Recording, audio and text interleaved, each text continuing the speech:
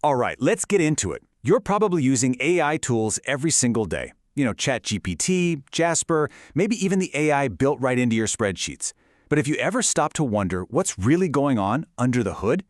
In this explainer, we're going to peel back the layers and look at the entire system, the full AI stack that's making all of this possible for your business. And make no mistake, this is a full-blown revolution. A 2025 survey from Small Business Britain found that a staggering 62% of small businesses are already using AI. So yeah, this isn't some trend for early adopters anymore. This is officially mainstream. But that leads to the big question, right? What is the actual engine behind this massive shift? I'll tell you, it's a lot more than just the app you see on your screen. It's this incredibly complex world of software, hardware, and billions of dollars in investment that's changing, well, pretty much everything. So here's our game plan. We're going to start at the top with the tools you know and use. Then we'll dive into the rise of AI agents. After that, we'll uncover the hidden foundations holding it all up, look at how the new rules of the road are being written, and then wrap it all up by pinpointing your single biggest opportunity in all of this. First up, the new AI toolkit.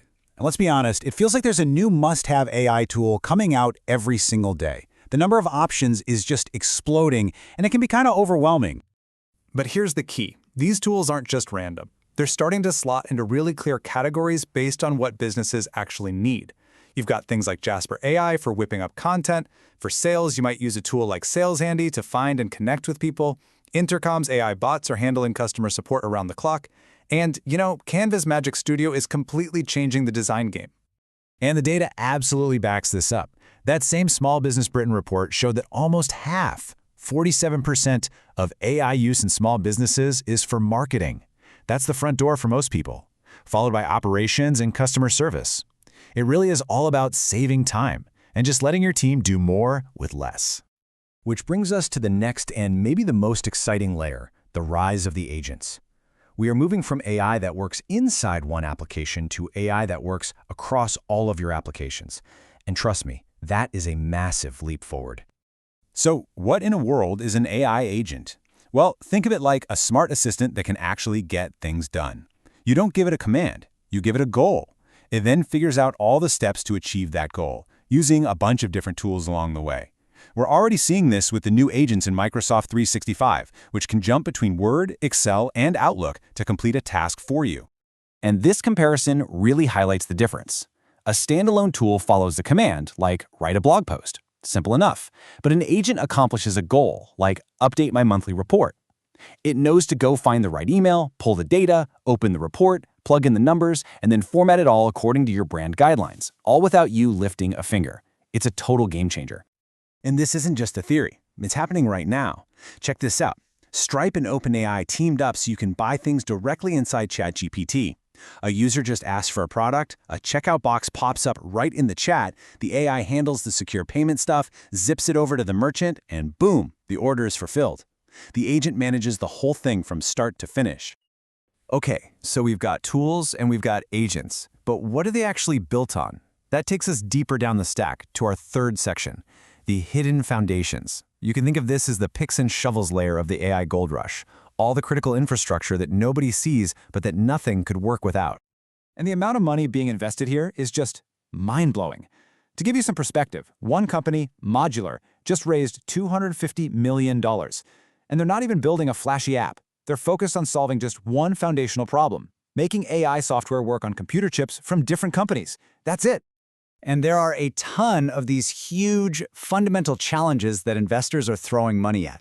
You've got the total dependence on NVIDIA chips, mostly because their CUDA software has locked everyone in. You've got the insane energy problem. Data centers are now sucking up over 4% of all power in the US. And then there's the challenge of actually integrating all this stuff into big companies safely and reliably. And this all leads to a really crucial point that PYMTS summed up perfectly. The sticker price for using an AI model, that's just the tip of the iceberg. The real cost, and for many businesses, the real opportunity, is in the infrastructure, the compliance, and the integration. It's all the messy, complicated stuff in the background. Which brings us to our fourth section, and this one kind of sits across the entire stack, building the guardrails. Because with all this incredible power, there's a huge race to create rules, both technical and legal, to make sure AI develops in a way that's safe and responsible. And you can see this evolution happening in real time. Just look at California. Back in 2024, there was this really strict bill with a mandatory kill switch for powerful AI models. It got vetoed for being way too rigid. Fast forward a year, after a bunch of experts weighed in, and a totally new bill gets signed. This one, SB 53, isn't about rigid control. Its focus is on transparency. That's a huge shift in thinking. So we're really seeing two types of rules taking shape. On one hand, you have government regulation, like that new law in California. But on the other hand, you've got open industry standards, like that agentic commerce protocol from Stripe and OpenAI. That's where the companies themselves get together to build their own technical guardrails to make sure all their different systems can play nicely and safely together. Okay, let's pull all this together. What does this all mean for you and for your business? This brings us to our final, and I think most important section, your biggest AI opportunity. First, we have to be real about the roadblocks. That Small Business Britain report laid them out pretty clearly. Cost is a huge concern for 68% of businesses. But look at the next two big ones, a lack of understanding and needing help with implementation. Just trying to wrap your head around this whole ecosystem is a major hurdle. And that, right there, is the entire point of this explainer. The real opportunity isn't just about using the latest, coolest AI app.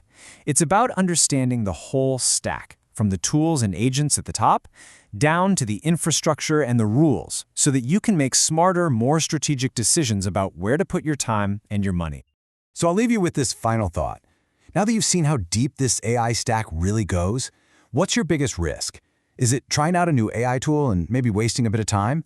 Or is it ignoring how this entire ecosystem, from the silicon chips in a data center all the way up to the agents in your apps, is fundamentally reshaping the entire world of business?